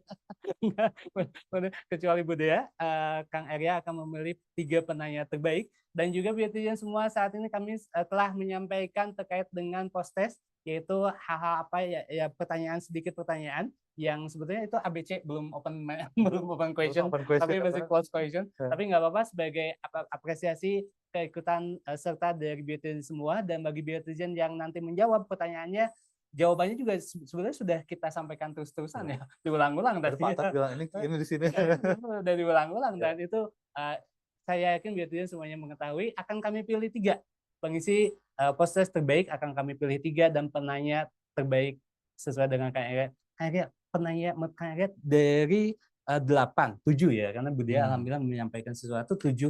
Menurut Kang Arya siapa? 1 dari Kang Jauhar terkait dengan tips LPDP, Pak Nurdin yang memberikan apresiasi. Yang ketiga Bu Anissa terkait dengan susahnya di IELTS itu apa? Holistik, tadi bakat holistik yang jawab, dan juga keluarga biaya di sana, dan juga culture di sana. Kang Mijuar terkait dengan pendidikan. Kang Mijuar kayaknya jangan deh. Kang Mijuar jangan, yang pemilik ada konflik kepentingan. Kang Farid terkait dengan MU City, Kang Ridwan terkait dengan S1 S2, Kang Altov terkait dengan bedanya LPDP dengan pelamar yang lain, dan juga dari yang terakhir bagian FFP 3. Ini ada berapa Pak? 3? 3. Mungkin Kang Jauhar mewakili para Kang Jauhar, ya. para Kang Jauhar. Pak Jauhar mewakili para pencari pejuang LPDP, pejuang beasiswa luar negeri. Iya, yang sedang berjuang mewakili sekali. Oke. Lalu yang kedua Pak Nurdin. Oh, Pak Nurdin ya. Pak Nurdin itu pertanyaan memang sudah beyond ya Pak, beliau senior kita semua. Terus open mic lagi ya. Iya, belakangnya Garuda. Kita takut Garuda. Garuda tidak takut. Kita harus dukung. Yang ketiga? Yang ketiga tadi yang menanya tentang keluarga Pak. Keluarga Teh Anissa. Ya Teh Anissa. Ya. Itu jarang sekali ditanyakan, tapi penting sekali untuk sangat diketahui. Penting, ya. Apalagi mungkin udah banyak yang sudah berkeluarga, jangan jadikan keluarga hambatan, tapi jadi support system. Wih, ulangi tuh. Bentar. Kata-kata buat closing statement. Iya. Tahan buat closing statement. Siap. Baik biotizen semuanya, selamat kepada yang kami sampaikan, sangat-sangat selamat kepada yang pertama terkait dengan Pak Kang Jauhar Khalid sebagai pejuang beasiswa luar negeri gitu ya. Dan juga yang kedua, selamat kepada Pak Nurdin Wijaya, sangat-sangat mendukung kepada para pemuda kita, dan juga yang ketiga terkait dengan ke Mbak Anissa Irma yang pertanyaannya luar biasa sekali. Selamat kepada Kang Jauhar, Pak Nurdin, dan juga Teh Anissa Irma. Insya Allah nanti kita akan ke everyone informasikan penanya terbaik. Wah, mantap ya Pak. Dan juga biotizen, jangan khawatir yang belum dapat penanya terbaik, silakan mengisi post-test yang kami share ya di link chat ya dari tim kami. Ada post-test 5 pertanyaan, jawabannya insya Allah yang sudah kami sampaikan tadi, dan ada clue-clue yang kami sampaikan juga, sudah sederhana juga ya pertanyaannya. Gitu ya. Biotizen, jangan lupa silakan untuk mengisi post-test. Dan kita langsung ke Kang Arya. Nah ini closing statement. Kang Arya, kami pesan. Dalam mencari beasiswa dan kampus terbaik untuk teman-teman, tetaplah struggling, percaya bahwa teman-teman bisa, percaya Allah bakal mengizinkan, Dan untuk yang sudah punya keluarga, percayalah keluarga itu bukan hambatan, tapi jadikanlah support system. Weh, tepuk tangan untuk kita semua Biotizen. Jangan saya aja yang tepuk tangannya, Biotizen juga bisa melakukan apresiasi ke reaction ya. Di bawah itu ada reaction gitu ya, silakan dipilih. Baik, apresiasi dari kami untuk Kang Arya dari Sekretaris Perusahaan Komunikasi Perusahaan yaitu Kopi Morning Biofarma. Mantap, siap. Atur nuhun, Apresiasi untuk Batak. Kang Arya ya, salam dulu Terima kasih dong. ke teman-teman Korkom Teman-teman. juga. Siap. Sukses terus. Terima kasih Amin. pengabdian untuk Indonesia dan juga Biofarma Amin. dan juga Insya Allah. MU. Itu Kopi Glory-glory Man United. Bagi United. Bagi Biotizen yang ingin duduk bersama saya di samping ini ya, boleh aja. Silakan, mungkin Biotizen punya knowledge terkait dengan company wide yang memang itu harus diketahui oleh seluruh Biotizen ya, itu yang menyangkut terkait dengan knowledge company wide, boleh nanti disampaikan ke kami ya, dan insya Allah mungkin kalau memang sesuai dan sebagainya kami bisa akan mengundang Biotizen semua di sini. Biotizen yang terakhir, jangan kami mengingatkan kembali postes, jangan lupa untuk mengisi. Baik Biotizen, akhirnya saya akan closing dan saya sudah spesial karena yang hadir Kang Arya, saya sudah penutupnya pun sudah saya buatkan semalaman begadang. Biotizen, semoga dari materi yang disampaikan oleh yang Kang Arya tadi, kita semakin memahami pentingnya pendidikan dan inspirasi untuk mendorong perubahan yang lebih baik. Biotizen, mari kita jadikan momen ini sebagai langkah awal untuk terus mengembangkan diri, berbagi inspirasi dan berkomitmen untuk berkontribusi baik di tempat kerja maupun dalam kehidupan sehari-hari. Biotizen, semangat baru, langkah maju, menuntut ilmu hingga ke penjuru. Mari terus berkarya dan tak pernah jemu untuk Biofarma yang lebih maju. Mohon maaf apabila ada kesalahan dari kami. Sampai jumpa di Kopi Morning berikutnya. Assalamualaikum warahmatullahi wabarakatuh. Waalaikumsalam warahmatullahi wabarakatuh. Terima kasih. Terima kasih. Luar biasa. Minum.